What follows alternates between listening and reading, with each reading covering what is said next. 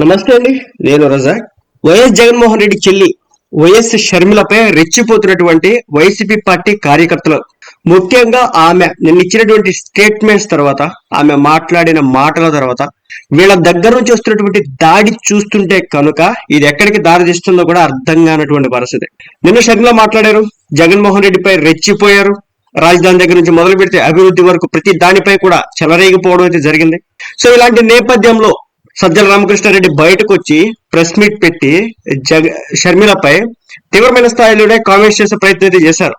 షర్మిలమ్మ అంటూనే చంద్రబాబు నడిపిస్తున్నాడు ఈమెని అంటూ టార్గెట్ చేయడం అయితే జరిగిందనమాట. ఇక ఆ తర్వాత ఎమ్మెల్యేలు, వైసీపీ పార్టీకి సంబంధించి ఉన్నటువంటి నేతలు ఎవరైతే ఉన్నారో, ఎమ్మెల్యేలు కావచ్చు, మంత్రులు కావచ్చు, చెలరగిపోయారు. అనిల్ కుమార్ యాదవ్ దగ్గర నుంచి మొదలు పెడితే ప్రతి ఒక్కరు కూడా ఇష్టాచారంగా మాట్లాడితే, ఇంకా వైసీపీ పార్టీ కార్యకర్తలు మేమేమైనా తక్కువ తిన్నామా, మేము అంతకంటే ఎక్కువ చెలరేగిపోతామని ఇంతకాలం వైఎస్ షర్మిలక్క షర్మిలక్క షర్మిలక్క అని చెప్పేసి భజన చేసే బ్యాచ్ అంతా కూడా ఒక్కసారిగా వైఎస్ షర్మిల, మీరు ఒకరింటికి పెళ్లి చేసుకుని వెళ్ళిపోయారు, అలాంటప్పుడు మీ ఇంటి పేరు మారిపోతుంది కదా, అలాంటప్పుడు మీ భర్త బ్రదర్ అనిల్ యొక్క ఇంటి పేరుని మీరు పెట్టుకోవాలి కదా, మీరు అలా వైఎస్ అని చెప్పేసి పెట్టుకుంటారంటూ కూడా ఆమెను దుయ్యబట్టడం అయితే జరుగుతుంది అనమాట. ఆ తర్వాత ఎంపీ అంటూ, అంటే short cut Anil brother Anil ఇంటి పేరుని ఎంపీగా ఉన్న నేపథ్యంలో ఆ ఎంపీ అని చెప్పేసి తగిలించి ఎంపీ షర్మిల అంటూ కూడా వీళ్ళు కామెంట్లు చేయడం అయితే జరిగింది. అదేవిధంగా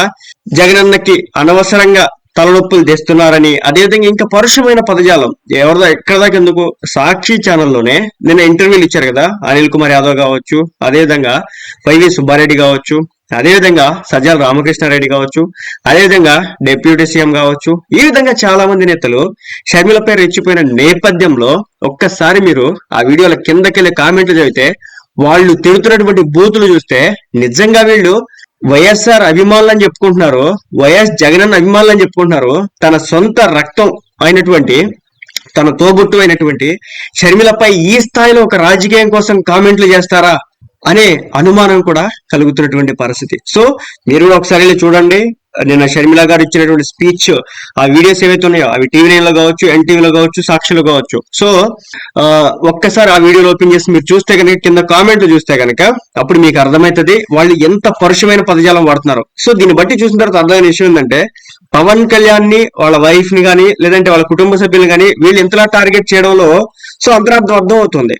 వైఎస్ వివేకానంద రెడ్డి చనిపోతేనే ఆయనకి రకరకాల ఎఫైర్స్ ని అంటగట్టినటువంటి ప్రయత్నం ఏకంగా వైసీపీ పార్టీకి సంబంధించినటువంటి అఫీషియల్ ఫేస్బుక్, ట్విట్టర్ పేజెస్ లోనే పడినటువంటి పరిస్థితి. ఆయనకి రెండో భార్య ఉన్నారని, ఆయనకు కొడుకున్నాడని, సో ఆస్తుల వివాదంలోనే ఆయన చంపేశారన్నట్లుగా ప్రొజెక్ట్ చేసినటువంటి విధానం. ఇక ఇప్పుడు చూస్తే కనుక తన సొంత చెల్లి ఎగనెస్ట్ గా మారి కాంగ్రెస్ పార్టీ తీర్థం పుచ్చుకొని జగన్మోహన్ రెడ్డిని ప్రశ్నించిన నేపథ్యంలో ఈ రోజు ఆమెపై జరుగుతున్నటువంటి దాడి చూస్తే నిజంగా వైఎస్ రాజశేఖర రెడ్డి గారిపై ఉన్నటువంటి అభిమానం కావచ్చు, అదేవిధంగా జగన్మోహన్ రెడ్డిపై ఉన్నటువంటి ప్రేమ అభిమానం కావచ్చు, అంటే కేవలం రాజశేఖర రెడ్డి గారిపై ఉన్నటువంటి ప్రేమ జగన్ కి మాత్రమే టర్న్ అవుతుందా?